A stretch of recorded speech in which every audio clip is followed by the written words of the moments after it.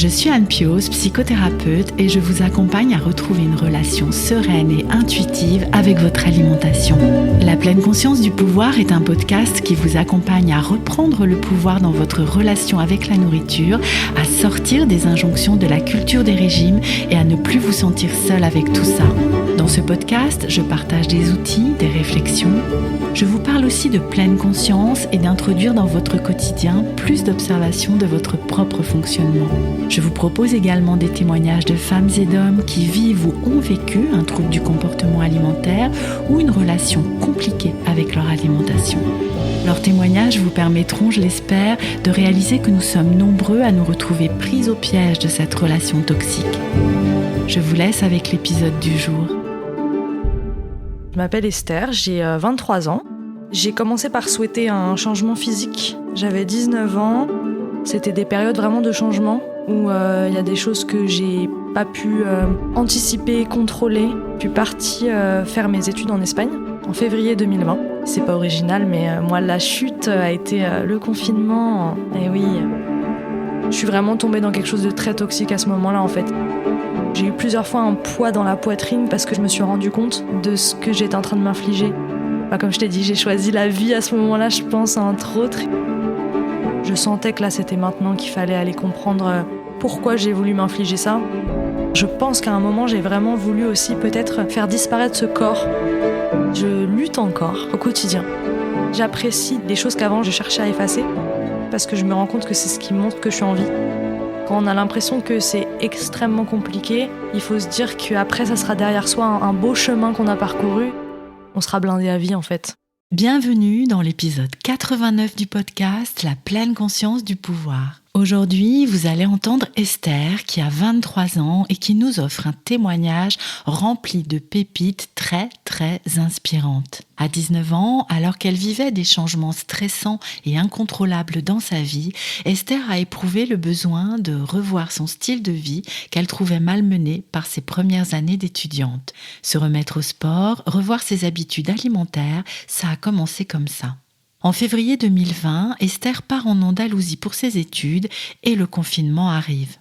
Avec son lot d'incertitudes, de stress, de cours en visio, dans une ville où elle arrivait tout juste, loin de sa famille et de ses repères. Esther a de moins en moins mangé et s'est retrouvée coincée dans le toujours plus, toujours moins. La maladie, l'anorexie, s'installait, prenant de plus en plus de place, et quelques mois après, au retour d'un autre voyage, Esther a pris conscience et a choisi la vie. Elle nous explique ce qui l'a aidée, motivée, et vous allez entendre combien elle a aujourd'hui du recul, de la compréhension sur ce qui l'a fait sombrer dans l'anorexie, ainsi qu'une sacrée pulsion de vie.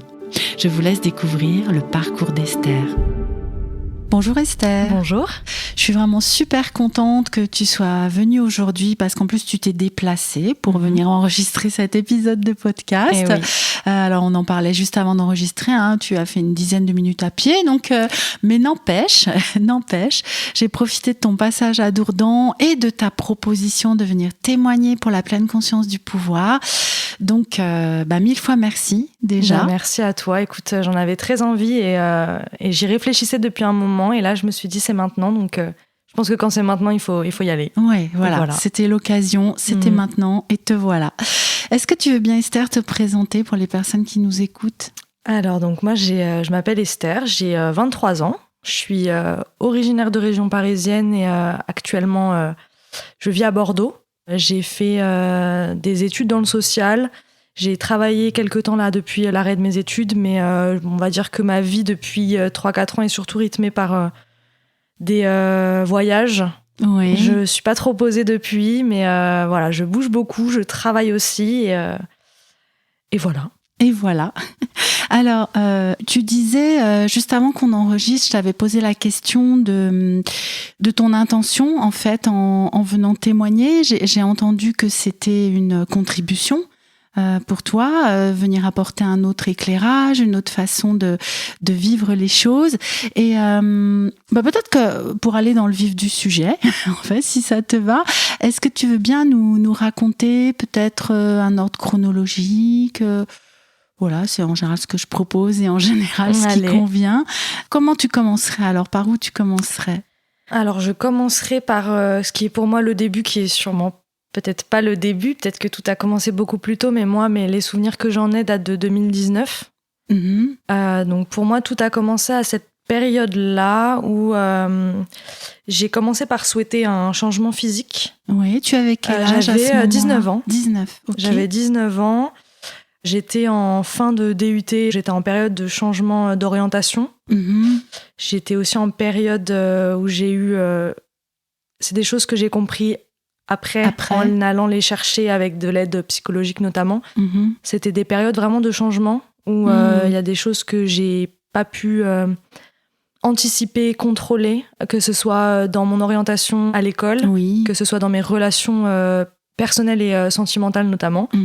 Et comme ça, j'ai voulu un petit peu changer parce que physiquement, j'ai toujours beaucoup bougé mon corps, j'ai toujours été sportive, etc. Mais j'étais aussi dans une phase de ma vie vraiment entrée en études. Pas mal de fêtes, pas mal de laisser... pas de laisser aller, en tout cas de vivre vraiment au jour le jour. Et c'est après que je me suis dit, oula, non, là, ça me plaît plus. Je vais commencer des petits changements comme ça, qui en fait n'ont pas été forcément, je pense, problématiques au début. Donc, on va intensifier un peu le sport, on va changer un peu ce qu'on mange, en toute bienveillance. En tout cas, on essaye. C'était plus en lien avec le fait que tu te rendais compte que c'était pas forcément ce que tu souhaitais au niveau d'hygiène de vie, on va dire. C'était plus ça, parce qu'en fait, je vivais à Paris, donc toute seule. Et j'étais vraiment dans une phase, justement, tout ce qui était mon style de vie, donc mes fréquentations, mes sorties, mon style, vraiment le lifestyle que j'avais à ce moment-là me convenait plus. Et je pense qu'avec en plus les relations que j'ai vécues qui m'ont vraiment... il y a vraiment eu un avant et un après dans mon estime de moi, et je me suis sentie vraiment mal par rapport à ça. Je pense que j'ai aussi voulu changer un tout petit peu de ce physique qui me rappelait aussi des choses qui à ce moment-là n'étaient pas saines pour moi et qui me faisaient pas me sentir bien. Donc je me suis dit, là, en arrêtant un peu la fête, en reprenant les choses que tu connais, que tu aimes, le sport et manger correctement, tu vas passer outre cette période qui n'a pas été très agréable. Comme un retour aux sources un peu. C'est ça. Donc ces quelques mois là, ça a peut-être commencé en mai 2019 jusqu'à janvier-février 2020. C'était vraiment, à mon avis, une perte de poids, mais en fait, je pourrais même pas trop te dire combien j'ai perdu, comment était mon corps, parce que je prêtais pas attention. Ça s'est fait naturellement, à peu près, on va dire, sainement, je pense. Et c'est pas original, mais moi, la chute a été le confinement. C'est très étonnant. Donc, je suis partie faire mes études en Espagne en février 2020, en Andalousie, en colocation avec des personnes un peu du monde entier. Une expérience le premier mois qui a été juste incroyable. Et en confinement. Encore une fois, moi qui suis une contrôle fric comme on les aime, je pense qu'à ce moment-là, dans ma tête, ça a été j'ai décidé de pas rentrer en France parce que j'étais mieux là en Espagne que dans mon 10 mètres carrés à Paris. Et oui. Je me suis dit, on va rester. Par contre, ça a été quand même un bouleversement d'être loin de ma famille pendant cette période un peu de... on ne sait pas ce qui va se passer, donc c'est quand même stressant. Et en fait, là, je suis rentrée dans une phase de... je mangeais presque plus, en fait. Vraiment, je pourrais vraiment pas te dire ce qui constituait mes assiettes. Enfin, mes journées étaient vraiment rythmées par les cours en visio, donc avec des gens que je n'avais même pas eu le temps de connaître finalement. Mais oui, juste un mois avant, en fait, tu étais arrivée. C'est ça. Te voilà toute seule derrière ton écran, en fait. C'est ça. C'est ça. À devoir rendre des travaux et travailler avec des étudiants espagnols qui je connais même, j'ai même pas eu la chance de les connaître. Donc c'était ça, c'était rythmé par donc un peu la vie dans la chambre, le début de journée, une séance de sport par jour avec une de mes colocs qui est très sportive et qui du coup c'était vraiment chouette, c'était vraiment notre moment de nous retrouver soit le matin, soit l'après-midi, on se retrouvait toutes les deux parce qu'on était 4 à être restés en confinement. Il y avait qu'elle qui était vraiment sportive et avec qui je partageais cette passion. Donc on variait un peu les pratiques, mais en tout cas on avait notre séance journalière. Et puis après la fin de journée était dédiée à un moment que je partageais vraiment dans la cuisine avec mes colocs, donc toutes les filles, toutes les 4. Et on cuisinait chacune soit ensemble, soit séparément. Et on partageait tous les soirs, en fait, c'était pour pas être trop les unes sur les autres, on partageait par contre nos soirées ensemble. On se faisait des soirées à thème, on prenait une petite bouteille de vin, on dînait ensemble, etc. Et c'était notre moment. Mais ça a duré 60 jours, en fait. Donc 60 jours où moi, je suis vraiment tombée dans quelque chose de très toxique à ce moment-là, en fait. Et je me souviens même déjà, moi, de commencer à m'en rendre compte et de dire à une de mes colocs, dont j'étais la plus proche, en toute bienveillance, s'il te plaît, surveille-moi. Regarde, n'hésite pas à me dire. Esther, rajoute-toi peut-être ça dans... Là, tu trouves pas que c'est un peu light? Enfin, je lui ai dit vraiment, j'ai peut-être besoin, je pense, en bienveillance, qu'on me tire un peu la sonnette d'alarme. Je suis rentrée du coup en juillet 2020. J'avais été quand même suivie par mes proches, par les réseaux sociaux qui avaient vu que j'avais énormément perdu de poids du coup. Mais à ce moment-là, je t'interromps juste, il y avait une intention encore de modification de corps ou qu'est-ce qui se passait dans ton esprit à ce moment-là, si tu te souviens? Eh ben, je pense que j'étais toujours pas satisfaite. Oui. Là, je pense que j'étais rentrée dans la phase de c'est jamais assez. Et là, je pense que j'étais en dysmorphie, je crois que c'est comme ça qu'on dit. Oui. Où j'avais pas du tout la vision de ce qu'était réellement mon corps à ce moment-là. Et je commençais à recevoir des messages, du coup, sur ça, de mes proches. Et moi, à ce moment-là, je pourrais pas te dire que je voulais changer mon corps. Je pense que j'étais vraiment juste en toujours plus et on va toujours moins manger pour toujours plus bouger son corps et toujours plus éliminer. Oui, la spirale infernale, en fait, qui s'était enclenchée là. C'est ça. On a eu quand même un petit retour à la vie normale en Espagne. Donc, j'ai eu la chance quand même de renouer avec l'extérieur et avec la vie, la sortie, etc. Oui. Mais à ce moment-là, j'étais déjà partie, moi, dans ma tête. C'était déjà trop tard. Je mangeais déjà trop peu. J'étais déjà trop faible. Oui. J'avais déjà coupé mes cheveux parce qu'ils tombaient. Enfin, c'était quand même déjà assez impressionnant. Oui. Mais vu que pour les personnes que j'avais rencontrées là-bas, c'était presque le corps que j'avais toujours eu. Mais oui. Elle se rendait pas trop compte, tes colocataires? C'est ça qu'on dit, oui. Elle se rendait pas trop compte, en fait. Non, pas tellement. À part celle à qui, du coup, je l'ai confié que là, il fallait quand même faire attention. Qu'elle te surveille. Voilà. Mais du coup, à ce moment-là, c'était pas forcément suffisant. Oui. Et du coup, je suis rentrée en ayant déjà eu un peu des warnings de la part de mes proches qui, soit en toute bienveillance, soit en toute maladresse, mais c'est chacun le fait comme il peut, ou elle peut. J'avais déjà eu des avertissements et des préoccupations.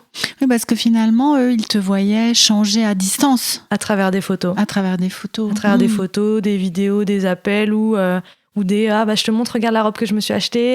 Et là, la maman qui dit « Ouais, elle est bien la robe, mais par contre, t'as un petit peu maigri, quoi ». Donc, c'était ça. Et puis, je suis rentrée. Oui. Donc là, ça a été quand même, pour beaucoup, un peu le choc. Pour beaucoup de mes proches. Et puis pour moi, à ce moment-là, à mon avis, encore toujours pas de déclic, en tout cas, de me dire, oula, ok. Et en fait, j'ai commencé un peu à aller consulter, à me dire, bon, je pense que j'ai pas trop de souvenirs, mais à mon avis, ça devait quand même être mes proches qui ont commencé à me dire, bon, peut-être que. Donc j'ai commencé à avoir une diététicienne à partir de septembre 2020. Juste parce que là, je me suis commencé à me dire, bon, ok, j'aspirais à repartir à l'étranger plus tard. Sauf qu'on laisse pas partir à l'étranger une personne qui est trop faible ou quoi. Ouais. Donc j'ai commencé à essayer de suivre qui était vraiment une diététicienne très bienveillante et saine, en tout cas, j'ai l'impression. J'ai commencé à avoir des rendez-vous avec elle. Elle m'a demandé si je souhaitais un suivi psychologique. Donc je lui ai dit que j'en avais besoin, mais que je me sentais pas prête. En fait, je sais que je fonctionne par déclic et en fait, si c'est pas maintenant, c'était pas le moment. Hein. Voilà. Et le déclic, de fait, je l'ai eu du coup en décembre 2020. J'ai regardé un film que je sais pas si je le conseillerais vraiment parce qu'à mon avis, quand on est en plein dedans, c'est To the Bone. Donc, je sais pas si... Ah oui, je l'ai pas vu, mais ça me dit quelque chose. C'est le classique de la jeune anorexique hospitalisée. Enfin bref, vraiment tout le cheminement. Et moi, là, c'est là où ça m'a fait extrêmement peur, en fait. Et là, j'ai terminé le film, j'ai envoyé un message à ma mère, je lui ai dit, c'est bon, je veux voir une psychologue ou un psychologue. C'est maintenant. Donc en janvier, j'ai commencé des rendez-vous. Le problème, c'est que je suis partie à l'étranger en février. Donc le suivi psychologique a été de courte durée. En plus, j'ai pas eu un feeling extraordinaire avec la psychologue, donc je savais que je voulais pas que ça dure dans tous les cas. Mais par contre, j'ai vraiment fait une préparation pour partir. Du coup, je suis partie en Colombie en début 2021. Donc là, j'ai vraiment travaillé surtout avec la diététicienne pour partir et avoir un suivi même là-bas, en tout cas, de faire en sorte de pas rentrer dans une situation qui soit encore plus critique. Oui, c'était plus finalement le suivi au niveau physiologie de ce fait. À ce moment-là, c'était vraiment le plan alimentaire de comment, et puis surtout un peu le choc, parce que c'est la première fois que depuis que je savais que je commençais à mettre les mots sur la maladie, etc. Et là, en fait, je me suis dit, je vais changer de pays. Et déjà que je ne sais même plus manger à l'extérieur de chez moi, là, je pars en Colombie. Et oui, Plus de repères, quoi. Plus de repères, les horaires, la chaleur. J'étais dans les Caraïbes, la nourriture, la culture alimentaire là-bas. Les aliments qui me faisaient peur, en fait, ils sont le cœur de la nourriture, voilà. Et puis je partais dans un tout petit village de pêcheurs. Donc j'allais pas avoir le supermarché, gros carrefour où je peux tout trouver les aliments qui me font me sentir bien. Non, je me retrouve avec ce qu'il y a, à cuisiner avec des gens. Enfin, du coup, je commençais à anticiper tout ça et me dire, il faut surtout pas que ces 3 mois que je vais passer. Ma diète, elle m'a dit, on va te rapatrier sinon, en fait. Donc elle m'a fait presque peur. Elle a eu raison, mais me dire, il faut pas. Ben non. Ah ouais, c'était un sacré challenge là, pour le coup. Ouais, puis du coup, c'était même un peu effrayant pour mes proches aussi, qui se sont dit, tu viens de rentrer, déjà là, t'es en train de un peu nous filer entre les doigts, littéralement. Ouais. Et si tu pars là-bas, on n'a pas l'œil sur toi et on peut pas savoir. Donc la Colombie, de fait, ça n'a pas loupé. C'est après ce voyage que je suis rentrée et que j'étais au plus bas en termes de poids. Oui. Donc je suis rentrée à 39 kilos. Ah oui, effectivement. Voilà, pour les auditeurs et auditrices, on ne me voit pas, mais je fais 1m70 quand même, donc c'est très peu. Et pourtant, j'ai passé 3 mois, du coup, c'est ça où je me dis vraiment que je sais pas si c'est une bonne chose ou une mauvaise. Moi, je pense que c'est une bonne chose, mais je dois avoir quand même un mental assez costaud parce que je fais 39 kilos, 1m70. Je suis en Colombie, loin de tout. Je mange presque rien et je suis debout. Je vois pas d'étoiles. Ouais. Je voyage avec un gros sac à dos. Pendant 3 semaines, je fais le tour de la Colombie. Et j'ai enfin réalisé que je suis malade et pourtant, je peux continuer encore longtemps. C'est incroyable comment ton corps, il a tenu le choc, quoi. Ouais. À ce niveau-là, je pense que pour beaucoup, ça a déjà passé la limite. En tout cas, je pense que je serais sortie de l'avion, j'aurais eu un rendez-vous médical. Il fallait en tout cas que je sois surveillée de près. Mais j'ai tenu et puis du coup, c'est cette force qui a fait que dès que je suis rentrée, comme je te disais avant le début de l'enregistrement, là, c'était vraiment critique physiquement, ça se voyait. C'était, je pense, effrayant pour mes proches. Moi, je le voyais pas à ce point-là. Par contre, ma mère, qui était vraiment très présente et avec qui je suis retournée vivre dès que je suis rentrée de Colombie, était beaucoup moins effrayée. Parce qu'elle a compris que j'avais pris conscience que là, soit j'avais le déclic, soit c'était la chute libre, quoi. Vraiment. Oui, c'est ça. Il n'y avait plus de filet, là, en fait. Hein. Non. Là, si je décidais de continuer comme ça, c'était la chute libre. Donc, elle avait vu, je pense, je sais pas si elle l'a vu ou elle l'a entendu ou je lui ai dit, je sais même plus. Oui. Mais en tout cas, elle a pas eu peur et en fait, elle a compris que là, c'était parti pour aller mieux, même si ça prendrait du temps, que j'avais choisi. Comme je t'ai dit, j'ai choisi la vie à ce moment-là, je pense, entre autres. Et je me souviens que c'est moi-ci, quand je venais de rentrer de Colombie, où j'ai eu plusieurs fois un poids dans la poitrine parce que je pense que je me suis rendu compte de ce que j'étais en train de m'infliger. Tu vois ? Oui. Que jamais personne ne m'a infligé d'ailleurs. Enfin, jamais un être humain autour de moi n'aurait voulu me faire autant de mal que moi, ce que je me suis infligé. Et là, j'ai eu plusieurs fois presque des montées d'angoisse où je me suis dit, ok, là, ta pire ennemie, là, depuis 1 an, celle qui te veut le plus de mal, c'est toi. Alors que j'ai toujours été très heureuse, très comblée, très solaire. Et là, je me suis dit, mais en fait, tu vas vraiment te faire ça toi-même, là Personne ne te le fait, personne ne veut te le faire, et toi, tu vas te le faire, là Et c'est là où je pense que ça s'est vu et qu'on a eu moins peur pour moi. Parce que je pense qu'on a compris que... Oui, que tu avais vraiment réalisé que tu avais un rôle à jouer dans cette histoire, que c'était toi toute seule, hein, comme tu dis. Alors l'idée, c'est pas de s'auto-flageller, de se dire c'est ma faute, machin là. Non, mais c'est vraiment ce déclic dont tu parles, ce point de bascule, en tout cas, où tu te dis ok, mais en fait, c'est moi qui suis en train de m'infliger ça. Personne d'autre que moi n'aurait fait ça, en fait. Ou alors quelqu'un qui te voudrait beaucoup de mal, en fait. C'est ça. Et j'ai jamais rencontré quelqu'un à ce jour qui m'a voulu autant de mal. Donc c'est là où je me suis dit, je choisissais de ne pas m'infliger ça. Parce qu'en fait, j'ai toujours... ça va paraître un peu cliché, mais parce qu'il y en a pour qui ce n'est pas le cas, mais j'ai toujours profondément aimé la vie. J'ai jamais décidé de me faire du mal. Ouais. Donc là, je me suis dit, mais en fait, non. Et là, j'avais 21 ans. Je me suis dit, oh non. Si tu veux continuer à faire ce que t'aimes, c'est-à-dire qu'on te laisse partir, voyager, rencontrer des gens, vivre, là, t'es en train de te l'empêcher si tu fais ça. Donc voilà, c'était à ce moment-là que j'ai commencé petit à petit à avoir ce déclic. Oui, petit à petit, un pas après l'autre. Hein. C'est ça. C'est très long. Mais oui, c'est ça. Ouais. Donc ça, c'était... En avril 2021. Ouais, c'est ça. Je suis rentrée et en fait là, vu que la tête avait compris, en tout cas ce qui se passait, le corps a aussi compris et le corps avait extrêmement besoin en fait de reprendre vie. Donc j'ai repris du poids très facilement parce qu'en fait j'avais extrêmement faim, j'avais recommencé à rebouger mon corps mais à la salle de sport parce que j'ai toujours fait beaucoup de salles de sport. Et j'ai continué, j'ai repris, donc en fait je mangeais parce que c'est l'impression que ça faisait 1 an que j'étais affamée, quoi. Donc là, ça a été c'était le cas en fait. C'était le cas, exactement. Littéralement, je m'étais affamée, donc en fait là, ça a été beaucoup plus simple du coup là de reprendre rapidement. Oui. J'étais pas effrayée par cette prise, tu vois, elle était plutôt importante pourtant parce que jusqu'à septembre, entre mai et septembre, je crois que j'ai repris 10 kilos, quelque chose comme ça. Et qu'est-ce qui venait soutenir ça à l'intérieur de toi? Parce que tu dis c'était facile, c'était pas effrayant, c'était cette pulsion de vie là? Je pense que c'était ça. Franchement, au-delà de la pulsion de vie, c'est que je me suis vraiment fait peur. Je suis tellement attachée à ma vie, à mes proches, à ma famille, etc. Je me suis tellement fait peur, je me suis effrayée de voir ce que j'étais capable de m'infliger. Et donc cette pulsion de vie, par conséquent, m'a vraiment suivie et m'a poussée. Je me suis trouvé des occupations. J'ai remarqué que tous les moments où j'allais mieux étaient des moments où j'étais profondément occupée.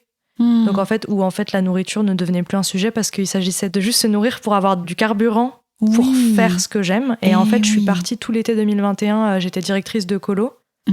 Donc j'ai géré un centre avec une amie à moi. On était les 2 directrices. Et en fait, là, il faut tenir debout. Il faut... Ah bah oui, là, il en faut de l'énergie pour il faut accueillir, il faut manager, il faut faire des grosses journées. À ce moment-là, du coup, j'ai eu la chance de partir avec une amie, donc je l'ai prévenue, je lui ai expliqué, je lui ai dit là, je sais que toi, quand on est en colo, tu manges pas, tu sautes des repas, mais en fait, moi, je peux pas me permettre. Je lui ai dit, il va falloir que j'ai des horaires, il va falloir que je me tienne. L'avantage, c'est que les enfants mangent comme il faudrait qu'on mange. Les enfants à la cantine mangent à peu près équilibré, et en tout cas, ils t'apportent ce dont tu as besoin, ce dont moi, en tout cas, j'avais besoin. Des repas complets, plutôt équilibrés, conséquents si tu le veux. J'avais fait le plein de barres protéinées, de tout ce qu'il me fallait pour en plus venir me faire des collations derrière. Enfin voilà, j'avais vraiment ce truc où j'étais prête à m'y tenir. T'étais prête à t'y tenir et tu avais, l'intendance derrière en fait. T'avais pas à t'en préoccuper en fait. Tu avais juste à mettre les pieds sous la table en fait et t'étais libérée de cette charge mentale. C'est un peu ça. Mais t'étais prête aussi à manger ce qui était préparé. Voilà. Et puis c'était quand même une discipline à avoir parce que je mangeais pas en même temps que les animateurs et les enfants. Parce que j'étais au bureau en train de faire des choses ou parce que je gérais des choses. Donc il fallait que ce soit à 11h ou à 14h, il fallait que j'ai déjeuné, que ce soit à 18h, à 22h, 23h. Mais en tout cas, je me prenais ces temps-là, je m'y obligeais et j'ai eu la chance d'être accompagnée à ce moment-là par mon amie qui vraiment n'hésitait pas aussi à... Parce que prise dans le jus, des fois, tu vas dire « Ah bah non !» Et puis elle a le sautage de repas très facile. Elle n'hésitait pas à me dire « Ah non, bah là non, écoute, on fait une pause. » Je me pesais quand même toutes les semaines pour vérifier.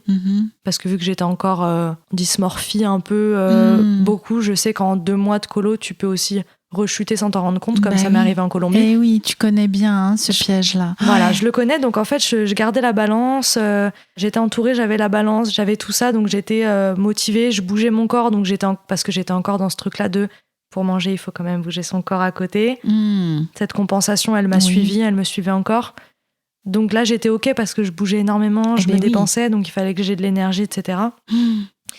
Donc ça n'a pas du tout été le plus compliqué cette période-là. Pourtant, ça a pu être source de stress, encore une fois, pour mes proches, le fait de à peine rentrer de Colombie. Et oui, l'éloignement à nouveau. C'est ça. Mais ça s'est plutôt bien passé parce que j'ai réussi à continuer à prendre du poids. Pas de choses particulières concernant la fin de 2021 parce que, encore une fois, c'est fin d'année. À chaque fois, j'étais de retour pour mes études à Paris. Donc, quand je suis en études à Paris, même si je suis toute seule, et ça pourrait être la chute libre d'être toute seule dans un 10 mètres carrés, pour moi, ça l'était pas trop. Parce qu'en fait, je mettais ce que je voulais dans mon assiette. Je faisais mon sport. J'avais ma vie qui restait quand même une vie à peu près vie sociale, même si, bon, il y a un avant et un après en termes de sortie, de vie sociale aussi. Mais en tout cas, c'est pas été une période trop problématique. Et surtout, en 2022, donc l'année dernière, je suis repartie à l'étranger, encore une fois. Donc cette fois, je suis partie à Porto Rico. Et là, ce qui m'a vraiment, vraiment aidée, c'est qu'en fait, j'ai une amie très proche de moi qui est coach de vie, qui a pas du tout mon âge, qui a la quarantaine. Et on s'est rencontrés dans le milieu du travail et on a vraiment noué un lien particulier. Et en fait, elle m'a dit, bon, c'est pas quelque chose que je fais d'habitude, mais j'ai bien vu que ta psychologue qui te suit ne te convient pas et tu me le dis, ça va pas. Est-ce que tu souhaites, parce qu'elle m'a dit, selon moi, quand tu pars, il faut pas laisser les problèmes à Paris. Tu vas les emmener avec toi dans tous les cas, donc autant continuer à les traiter, même loin. Et elle m'a proposé un suivi à distance, en visio, donc un suivi psychologique. Et c'était un peu un challenge parce qu'être suivi par son ami, c'est pas forcément ce qui se fait. Ouais. Et en fait, c'était donc quitte ou double. Et je me suis dit, c'est parti, j'ai besoin quand même de continuer d'être suivie. Pas forcément par la diète, parce que la diète, maintenant, je sais ce que j'ai à faire. Oui, c'était un suivi qui s'était stoppé. Du coup, tu avais pris ce dont tu avais besoin. C'est ça s'était stoppé en fait après la Colombie, où on s'était revus et elle avait vu que c'était la chute libre, mais que je reprenais. Puis après, en fait, avec la vie, le fait que je suis repartie de Paris, enfin, j'ai beaucoup bougé, donc très compliqué de faire le suivi des rendez-vous. Ben oui. Par contre, là, il me fallait quand même aller chercher le pourquoi. Je sentais que là, c'était maintenant qu'il fallait aller comprendre pourquoi j'ai voulu m'infliger ça. Et surtout, continuer à le faire en étant loin, parce que en étant loin, je sais que c'était le moment où j'aurais pu aussi complètement me laisser aller. Ouais. Et là, ça m'a énormément apporté d'être suivie, en fait, loin. Ça m'a permis d'éviter de rechuter et ça m'a permis de commencer à aller chercher, parce que là, j'avais la psychologue qui me convenait, en tout cas, qui me convenait à moi. Et là, ça m'a permis de comprendre, d'aller creuser. J'ai pas eu de problème particulier physique à ce moment-là. Je suis rentrée, je suis repartie l'été 2022 pour cette fois faire juste une saison en restauration. Là, j'étais dans une phase où je voulais vraiment reprendre du poids. Et là, ça a été une période de frustration parce que j'arrivais pas.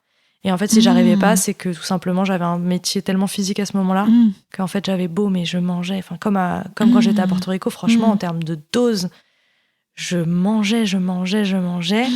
Soit parce que peut-être dans ma tête, c'était pas encore maintenant. Donc peut-être que c'est aussi pour ça que j'avais du mal à prendre. Peut-être que c'est parce que j'étais dans des moments de ma vie où je me dépensais beaucoup. Donc j'arrivais pas. Et là, c'était frustrant parce que là, je me disais... En fait, je suis prête. Donc là, j'étais un peu en colère. Ah oui. Parce que je suis impatiente, je suis exigeante. Et là, je me suis dit, mais bordel, ça fait depuis 2020. Là, maintenant, je suis prête, en fait. Je suis prête, j'ai compris pourquoi. Oui.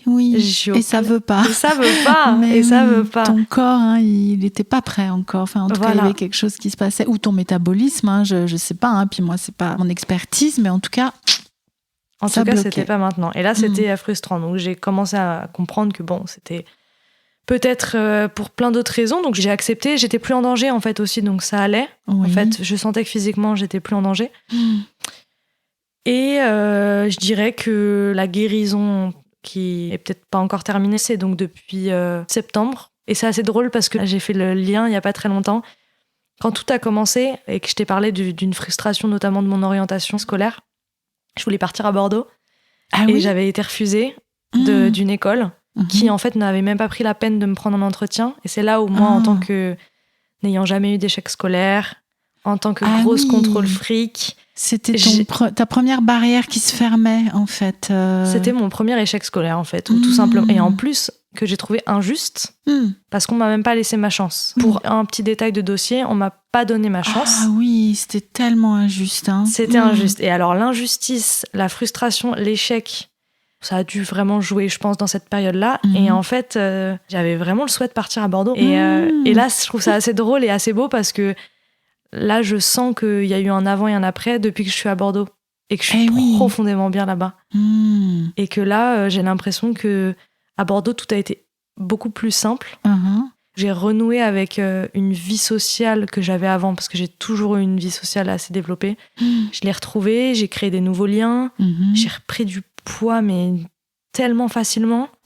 J'ai arrêté de me focaliser sur des choses qui, en fait, n'ont jamais été des choses sur lesquelles je me focalisais avant d'avoir la volonté de perdre du poids, notamment la salle de sport, où j'y allais pour une raison qui n'était pas du tout la bonne. Et en fait, là, quand je me suis rendu compte qu'à Bordeaux, je m'autorisais des fois de pas m'entraîner quand j'avais pas envie, de pas calculer, ou peut-être d'aller m'entraîner, mais sans réfléchir, peut-être de juste m'entraîner parce que là, j'ai envie de me défouler et parce que là, Esther, maintenant, t'as le droit d'aller courir sur un tapis. Parce que c'est plus dangereux pour toi. Et en fait, d'arrêter d'assimiler le sport à la dépense pour compenser, et là juste me dire, là tu bouges ton corps, et là tu découvres même d'autres pratiques, tu vas aller tester l'escalade, tu vas aller danser. C'était la résurrection, quoi, franchement. C'était libérateur. C'est tellement une autre façon de voir et de vivre les choses, là, pour le coup, hein, c'est ça. dans ce mouvement. Mais oui. Et alors, tu parlais dans ce travail psychologique que tu as fait d'éléments de compréhension que tu as pu mettre sur l'apparition de la maladie. Est-ce que tu veux bien nous en partager quelques bribes ou... Bien sûr. Ouais. Je pense qu'il y a toujours des choses dans l'enfance et dans la famille, surtout quand on est très attaché à sa famille et qu'on est du coup, on ne fait presque qu'un parfois. Je vais faire plein de petites choses comme ça, plein de petites histoires, mais je sais que dès bébé, j'ai eu déjà des problèmes gastriques, par exemple. Donc c'est des choses que moi, j'avais pas réalisées avant qu'on en parle et que je pose des questions à ma famille, etc. Mais je suis née avec des problèmes déjà de digestion. J'ai pas supporté les premières choses qu'on m'a fait ingérer, en fait. Donc déjà, ça a été compliqué parce qu'un premier refus de mon corps, en tout cas de la nourriture, quand j'avais au premier jour. Donc ça a été un peu inquiétant aussi pour ma maman et mon papa. J'imagine. Ouais. Parce que du coup, je pouvais pas en fait vraiment manger. Donc après, j'étais juste intolérante au lactose. Donc ça m'a donné du lait de soja et tout allait mieux. Mais du coup, il y a eu ça. Je pense qu'il y a aussi une enfance où j'ai toujours beaucoup ressemblé à ma maman, physiquement. Donc les bonnes petites joues qui te valent toujours des petites remarques qui sont pas forcément malveillantes, mais à certains moments de ton adolescence, quand ton corps change, ça peut être pris, voilà. Des fois, c'est même des remarques qui sont pour le coup blessantes, où moi, j'ai quand même eu une phase où, à l'adolescence, j'ai pris des formes. J'ai toujours été vraiment dans le milieu, j'ai pas du tout eu de surpoids ou sous-poids, mais en tout cas, j'ai eu des formes à un moment, et comme je te disais avant... je sortais beaucoup à une période, je mangeais vraiment, c'était fast-food et compagnie, donc forcément ton corps change et là tu as des remarques. Donc je pense que j'ai déjà été un peu parfois perturbée par ces remarques-là. Oui. C'est marquant en tout cas. Hein. C'est ça. Ouais. J'ai une loi, moi, que j'applique au quotidien, c'est que je ne lui fais pas une remarque sur son physique si la chose que je lui fais remarquer ne peut pas être changée en 15 secondes. Donc, par exemple, si je te dis Anne, t'as un petit cil là, bon bah je peux te le dire, ça va rien te faire. Par contre, si je te dis Anne... je sais pas, un truc que en 15 secondes, tu ne peux pas changer, ça veut dire que potentiellement, tu ne peux rien y faire et potentiellement, ça peut blesser, en fait. Oui. C'est pas, t'as un truc dans les dents. C'est ça, par exemple, t'as pas du persil. Voilà, et le persil, ça va aller parce qu'en fait, tu fais ça et ça s'enlève. Donc, cette règle-là que j'applique, moi, au quotidien, parce que je sais qu'elle est forte de sens et qu'elle peut vraiment marquer. Visiblement, elle n'était pas encore trop dans la tête de tout le monde. Non. Mais en tout cas, donc, j'ai eu quand même un petit peu ça, je pense. Dans l'environnement familial, je pense que c'était ça. Une maman qui a, je sais, pendant toute son enfance, eu cette... c'était toujours la gourmande. Oui. Donc en fait, la gourmande, ça peut être très léger sur un repas de famille, mais ça peut aussi laisser des traces. Et moi, je suis la fille de la gourmande avec les mêmes bonnes petites joues. Mais oui, ça peut être stigmatisant au final, la gourmande. Tout dépend comment c'est dit. Mais voilà, en plus dans notre passé, tu vois, avec les 7 péchés capitaux, là, avec la gourmandise, c'est quand même pas terrible, quoi. Donc, et oui, je exactement. comprends. Ouais.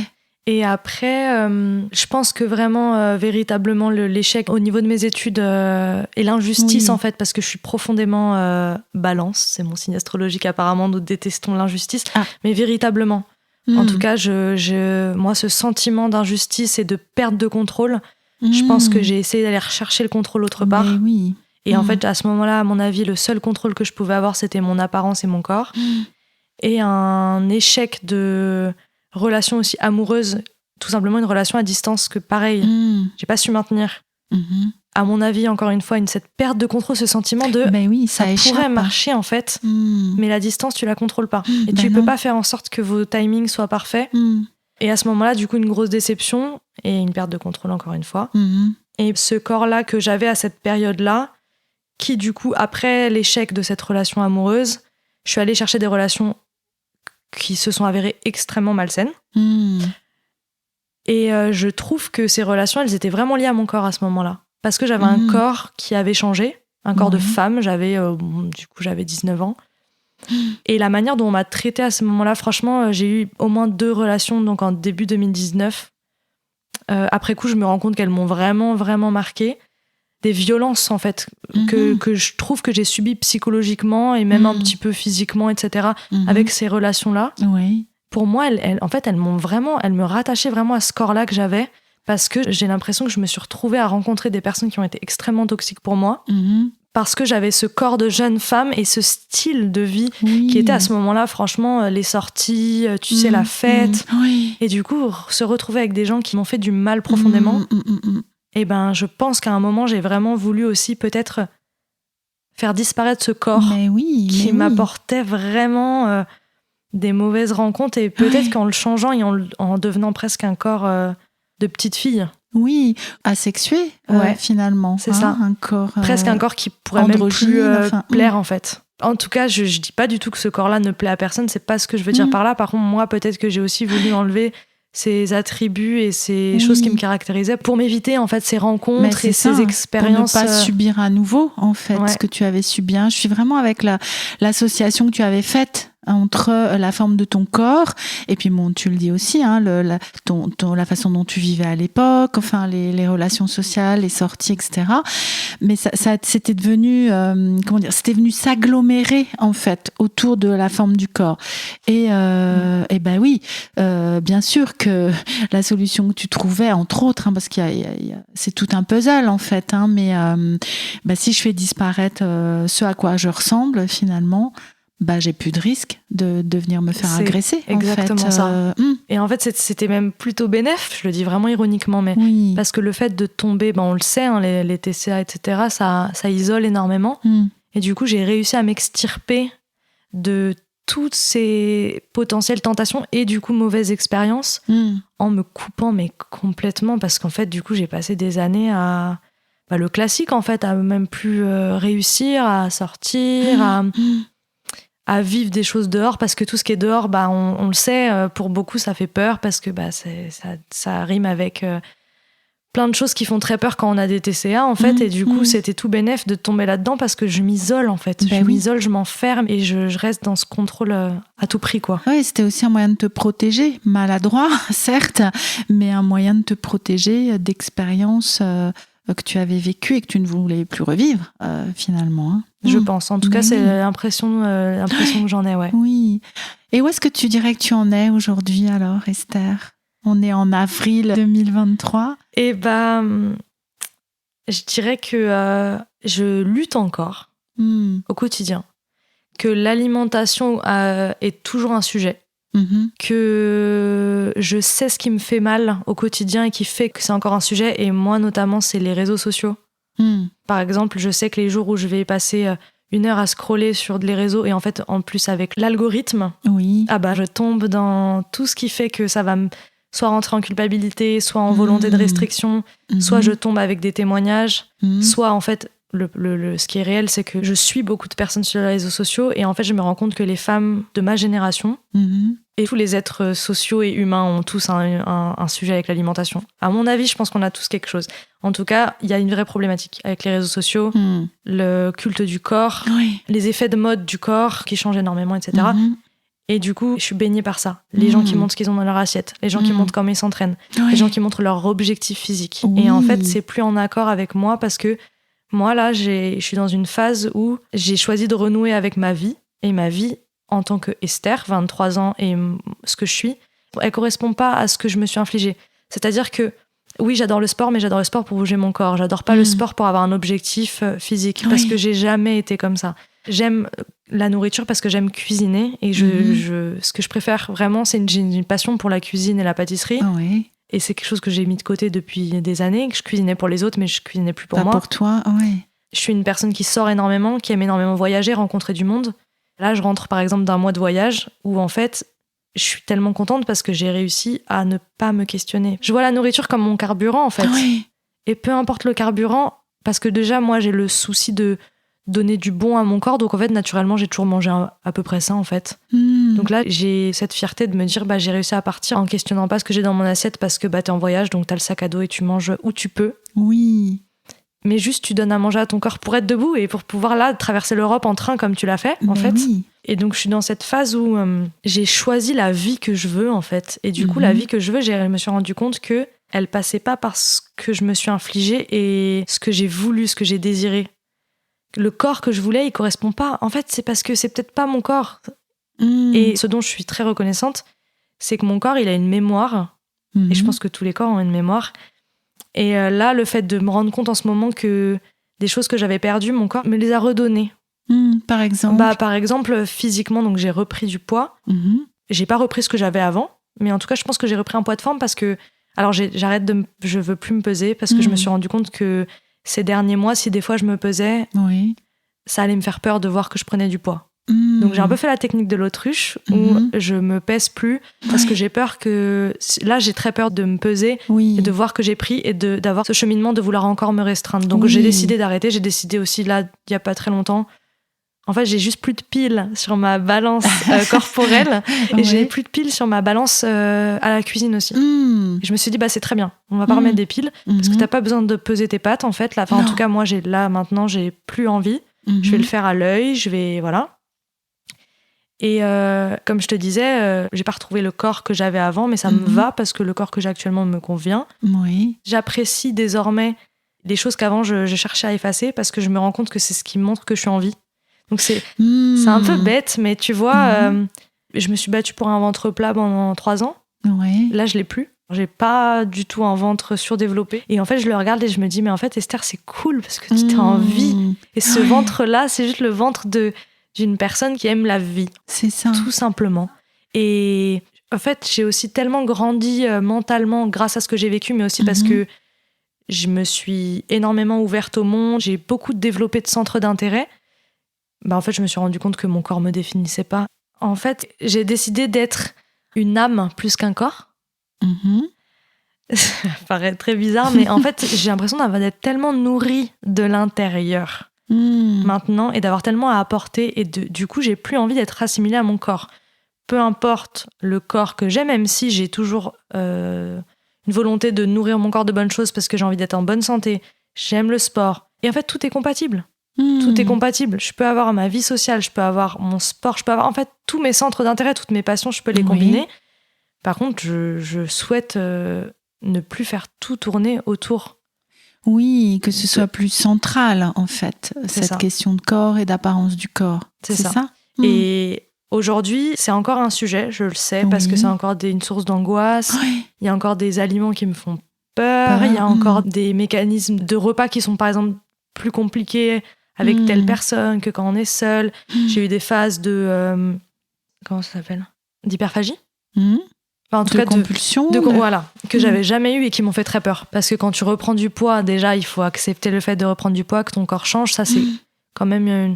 Mentalement, c'est très dur à une période jusqu'à te rendre compte que c'est pour ton bien et que... Oui, parce que ce que j'entends, c'est qu'autant ça a été facile au début, un moment où tu disais il y a une reprise de poids qui a été assez facile au tout début, en fait. Rapide. Et voilà. Mais que ça a pu se complexifier à d'autres moments, en fait. Et que finalement, c'est pas rien de voir ce chiffre remonter et que du coup, tu t'es dit, OK, vaut mieux que je fasse l'autruche, en fait. C'est ça. Parce que c'est ça surtout qui vient te stresser, en fait. C'est le chiffre, plus que d'autres indicateurs, finalement. Ce qui est compliqué, en fait, je trouve, dans la rémission, le rétablissement. Plus compliqué que le cœur. Parce que le cœur de la maladie, c'est le déni. Donc en fait, il n'est pas très compliqué. Il n'est pas si compliqué que ça. Il est dangereux, mais il n'est pas compliqué. Par contre, le rétablissement, il est long et compliqué. Et en fait, ce que je te disais aussi avant l'enregistrement, ce qui était le plus compliqué, c'est de voir aussi ce chiffre augmenter. Donc le physique. En fait, il y a plusieurs phases. Le problème, c'est que ton corps, donc le poids va augmenter, mais pas forcément en même temps que ton corps va changer. Ta santé mentale, elle va pas forcément s'améliorer en même temps que ta santé physique. Et en fait, tout l'enjeu, c'est de se dire, Esther, continue. En fait, lâche pas, parce qu'à des moments, t'as envie. Quand soit ton corps change, mais ta tête va pas mieux, tu te dis, bordel, je suis en train de prendre du poids. Donc, ce qui me faisait peur. Et en plus, je vais pas mieux mentalement. Mais quel enfer. Pourquoi, en fait ? À quoi bon ? C'est ça. Voilà. La tentation peut être grande, là, de lâcher. C'est ça. Et c'est à ce moment-là où il faut se recentrer et te dire, bon, là, pourquoi je fais ça ? Et le fait, faut toujours aller. Moi, je cherchais toujours le pourquoi. Je me disais, OK, quelle est la raison ? Et continuer. Et c'est vrai que c'est ces moments-là où il faut pas lâcher, quoi. Parce que sinon, tu sais que il y a des creux dans la c'est ça. Il y a des creux. C'est pas un chemin linéaire, pas ce du chemin-là. Pas du tout. Des creux, des vagues, tu confirmes toi aussi. C'est ça. Effectivement. Je suis en train de voir qu'on va devoir se quitter, Esther, mais avant qu'on ne se quitte, pour conclure, qu'est-ce que tu aimerais partager? Une dernière chose ou la chose la plus importante ou un message à faire passer? La première chose, c'est que il faut s'entourer et pour autant, le travail, il se fait majoritairement seul. Je trouve que l'entourage est primordial, mais les déclics, il faut être patient, mais ils viendront tout seuls. Je dirais aussi que c'est un chemin qui fait peur parce que, comme je l'ai dit avant, jamais personne ne te veut autant de mal que ce que tu t'infliges. Par contre, ça t'apporte une force de vie dont tu peux être extrêmement fier. Et même si là, je peux pas dire que j'en suis sortie à 100%, je suis blindée. J'ai envie de vivre, j'ai envie d'aider, j'ai envie d'accompagner, j'ai envie de raconter et j'ai envie de vivre, en fait, toujours plus. Donc, en fait, c'est ça que j'ai envie de dire, c'est que quand on a l'impression que c'est extrêmement compliqué, il faut se dire qu'après, ça sera derrière soi un beau chemin qu'on a parcouru et qu'on sera blindé à vie, en fait, je pense. Mais oui, et j'entends la force de vie dont tu nous parles aujourd'hui, la force de vie, et puis aussi quelque chose de cette ténacité, je sais pas si le mot te va, mais de pas lâcher le truc, quoi. En fait, c'est ça, c'est vraiment ça, parce que moi, ce que je trouve qui est le plus compliqué, déjà, il faut se rendre compte que c'est quand même... en fait, c'est réaliser que c'est une maladie mentale, donc ça se passe dans ta tête. C'est compliqué. Et surtout, avoir constamment dans ton propre être et corps, j'ai l'impression, moi, d'avoir toujours eu 2 personnes qui se contredisaient. Bah oui. Tu vois, 2 voix. Mais oui. 2 personnes. Un ennemi, en fait. Une ennemie qui te veut vraiment du mal. Et du coup, te rendre compte de l'horreur que tu peux t'infliger à toi-même, c'est tellement effrayant, mais du coup, une fois que tu t'en rends compte, je trouve que ça te donne l'envie de plus jamais écouter cette voix et de te dire, mais en fait, non, je la laisserai pas gagner. La laisserai pas gagner. Et c'est compliqué parce que moi, cette voix-là, elle m'a longtemps fait culpabiliser. Moi, j'ai un peu un syndrome aussi de l'imposteur et je suis dans le social et l'humanitaire. Donc, pour une personne anorexique qui a la possibilité de manger tous les jours, avoir des... Je sais pas comment t'expliquer, mais... Quand tu te rends compte que tu travailles avec des gens qui n'ont pas à manger ou qui ne mangent pas à leur faim, ou que tu vas dans des pays où la nourriture, c'est une question de vie ou de mort, et que tu te rends compte que toi, en tant que blanche occidentale, qui a à manger tout ce qu'elle veut, elle arrive à se créer une maladie qui va la faire ne pas manger, pour moi, ça a été très compliqué. Donc c'est aussi, tu vois, c'est déconstruire tout ce truc de te dire, Esther, tu as juste en fait une maladie mentale et tu vas te soigner et c'est OK. Ne pas se flageller, en fait, accepter que ça prend du temps et accepter que ça va aller et surtout, choisir, comme je le disais, de se battre et après c'est parti. Après c'est l'autoroute du bonheur après, en tout cas du rétablissement et du beau cheminement de vie et de l'espoir que ça ait, quoi. Mais oui, et c'est vraiment ça que j'entends aussi, que tu nous transmets beaucoup d'optimisme, d'espoir, et même si cette autoroute peut rencontrer parfois des travaux, beaucoup de travaux, n'empêche que voilà, tu sens être vraiment dans la direction là, de la vie. Ouais, vraiment. Merci beaucoup Esther pour ce partage super inspirant. Je te souhaite vraiment tout le meilleur dans ces cheminements, dans ces voyages, dans cette vie que tu es en train de construire à Bordeaux, la ville qui t'appelait à tes 19 ans et que j'ai enfin rencontré. Voilà, où tu as enfin rencontré. À bientôt, j'espère. Merci beaucoup, à bientôt.